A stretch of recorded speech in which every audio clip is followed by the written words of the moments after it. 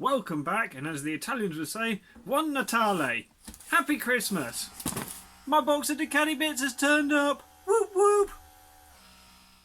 The first thing to do is get the box open, check all the bits, and have a little dance of celebration. Here we have it, all the important stuff.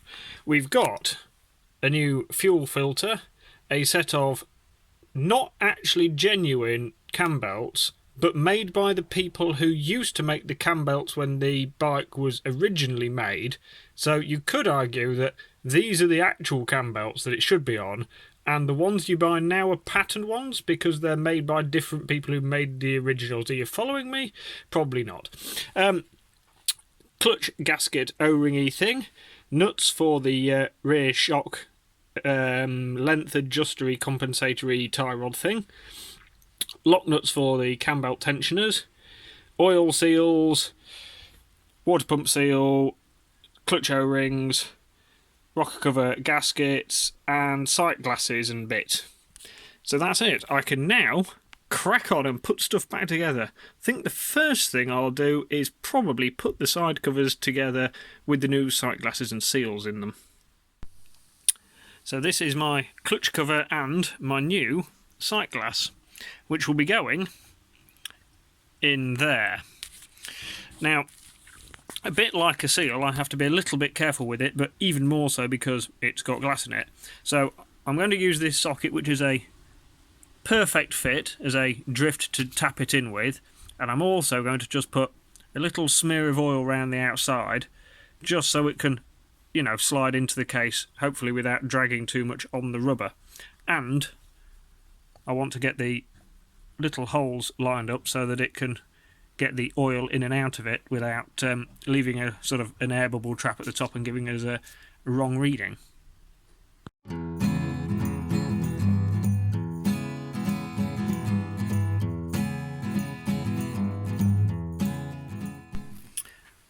That's the seal all fitted and pushed home. I've turned the case over as well and made sure that we've got a nice good seal in there. So I'm happy with that. Compared to the old sight glass, doesn't that look better? That is the clutch cover now complete with the sight glass and the main oil seal.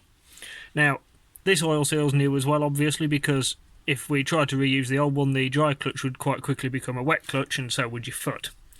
Because I don't actually have a proper drift for this, what I've done is I've put this piece of wood in, and as I've tapped sort of the right point on the piece of wood and then moved it around and very slowly and fairly gently tapped the seal all the way home. I've also fitted a new crank end seal. It's a bit interesting because the oil pressure sensor, which is here, is fed through the middle of the crankshaft. So the oil pressure you're actually reading is the pressure inside the crank. Onto the alternator cover next. Now I have to rebuild into this the water pump, the timing sight glass, the input shaft seal, and then I can build the water pump casing onto there as well with the new gasket. So I shall crack on with that, and before you know it, we'll have everything ready. Probably.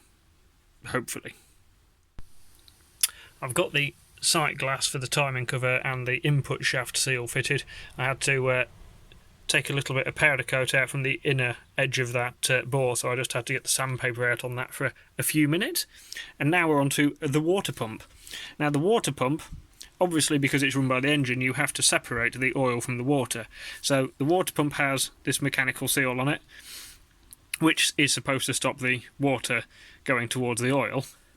And then from the oil side, we've got a normal bearing, then a sealed bearing, which should stop the oil going the other way. And in between, there's just like an extra additional little seal that this mechanical seal sits against. So we should have two ways of stopping the water. We should have the water pump seal and then like the casing seal to stop the oil going the two different directions. On most Japanese stuff, there will be a little drain point, so if one of the bearings fails, one of the seals fails, the oil will dribble out in between, but Ducati don't do that. So now I've just got to reassemble this into the case. That's the water pump now refitted. That turns around all right. If we look on the other side, there's right down the bottom of here, there's a little circlip that holds everything together, and 2 screws that hold the bearings in so nothing can fall out. Quite belt and braces. I've also refitted the seal in the circlip that hold the end of the alternator about part of it. So if we go back to this side, I will fit my new gasket, and then I can fit my water pump cover, and that's that side cover fitted. And then we can go and bolt some stuff to the bike. Forget the bit about fitting the water pump cover for a second, because it'll be easier to locate the drive into here if I can move the pump. Woohoo! Move the pump like that when I'm pushing the cover on. So instead, what I need to do, what I should have done in the days I've been doing nothing, is get some Scotch-Brite and an oilstone, have a quick run over these mating faces, make sure they're clean, and then I can put my cover back on.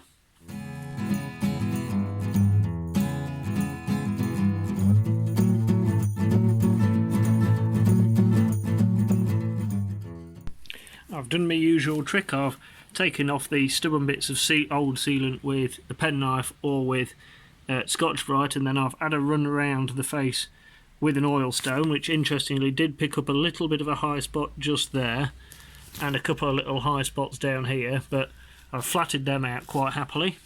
So now that is perfectly ready for the cover to be fitted. So I shall apply some crankcase sealant and bolt the cover on. A very quick comment on crankcase sealant before it all dries. As you can see along here, you don't need tons and tons of it. You need enough of it to seal, but you don't want loads of it to end up inside the engine. So I've got a smear of that all the way around that case, and then where the dowels sit, I've put a little bit actually on the outer case because it's easier to do, and a little bit around the outside of where the alternator grommet goes. And now I need to put the cover on before it all dries.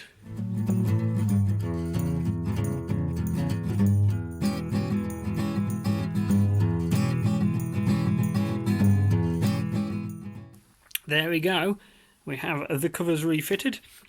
Because I still need to do the belt change, I haven't put this cover on here yet, and I haven't attached this until I've got the push rod through from the other side, but look how good that looks compared to before. It's almost a bit of a shame to put the fairing on it. Round the other side of the bike, and it's time to put the clutch cover on. I've just got to remember to put that O-ring on there, because otherwise it'll all go wrong quite quickly. And there is a special tool for going over here to guide the seal onto this edge, but of course I don't actually have that, so I'm just going to be really, really careful. And if necessary, I can always slide a little feeler gauge in and run it round to seat the seal. So it's the same thing again, put some sealant on everything, slide it all together.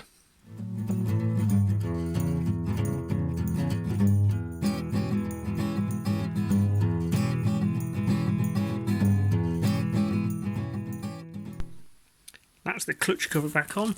This seal was actually relatively easy. I just sort of got a fingernail in it, and later on just slid a feeler gauge around, just sort of round there, just to make sure the seal was sitting correctly. I put a little bit of lube on the crank end seal there as well, and everything's bolted together quite nicely. So now I need to put the rest of the clutch pack on.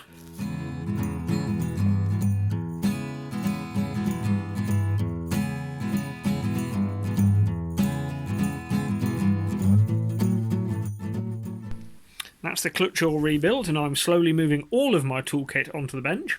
Now I get to fit my new gasket and the clutch outer, which is over there, and then this side will look complete. That's it, the clutch is all back together. I've put the slave cylinder on the other side, and everything works as it should, and I tell you what, I could not be more pleased with how good they look. That's just cracking. Now that I've got the side covers and everything back on, the sensible thing to do would be to change the cam belts, put some oil in it, and the next thing you know, I'm trying to run it. But I've been in and out of the workshop manuals quite a lot today, and my head's half frazzled. So instead I'm going to do something which, for me, is a bit easier because I don't have to think about it so much. And I'm just going to put the rear shock and the ride height adjuster back in, because it's a little bit easier. So I've got the shock, the linkage, and the tie rod set. This according to the manual, should be set at 261mm as a sort of nominal length, which is pretty much as short as it goes. And that should actually be about right, because we've now got the wheel in the bottom of the swinging arm to give us more ride height. And of course, once it's in the bike, we can adjust it. And then we come across this side, and I've got the bike back on the axle stands so that I can wiggle the old bar back out and build all the shock linkage into it with it nice and stable.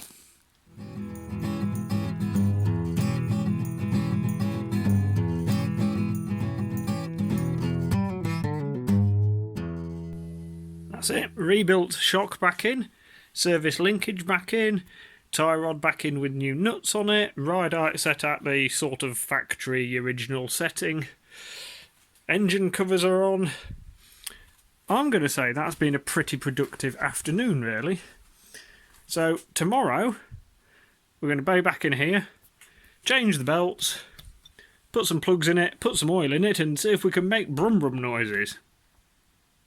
Thanks for watching, and join us again next time when we make brum brum noises, hopefully.